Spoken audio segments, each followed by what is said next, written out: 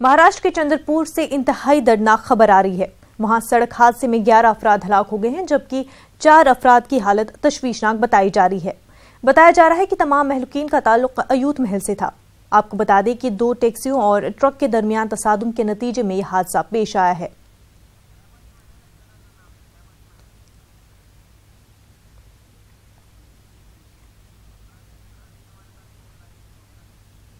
चंद्रपुर से हमारे नुमाइंदे रवि इस वक्त हमारे साथ जुड़ चुके हैं। रवि, आपसे जानना चाहेंगे क्या कुछ अपडेट्स है?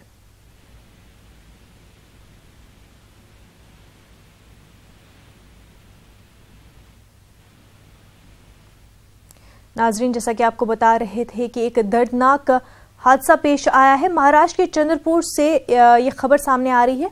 सड़क हादसे में 11 अफराद हलाक हो गए हैं और 4 अफराद की हालत तशवीशनाक इस वक्त बताई जा रही है। आपको बता दें कि इन तमाम महलूकीन का ताल्लुक एवत महल से था। आपको बता दें कि 2 टैक्सियों और ट्रक के दरमियान तसादुम के नतीजे में यह हादसा जो है पेश आया है और इस हादसे में कई सारे लोग जख्मी भी हुए हैं। हमारे साथ हमारे नुमाइंदे रवि इस वक्त हमारे साथ जुड़ चुके हैं। रवि, आपसे अपडेट्स जानना चाहेंगे इस पूरे मामले में।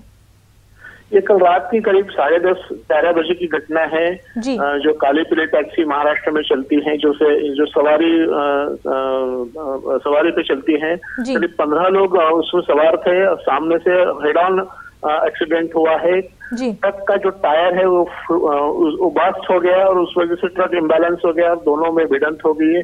करीब 9 लोगों की घटनास्थल पर ही मृत्यु हो गई थी। एक को अस्पताल ले जाते वक्त एक का डेथ हुआ है। 4 लोग सीरियसली इंजर्ड है। अभी सुबह की खबर ये कि एक और एक डेथ उसमें कंफर्म हो गया है। मतलब अभी डेथ टोल जो है 11 बना हुआ है। और एक बात ऐसी हुई कि 1.5 साल का एक बच्चा उस जीप के अंदर में था। उसको किसी भी प्रकार की खरोच नहीं आई है, वो बाल बच गया है। सारा मामले को पुलिस देख रही है।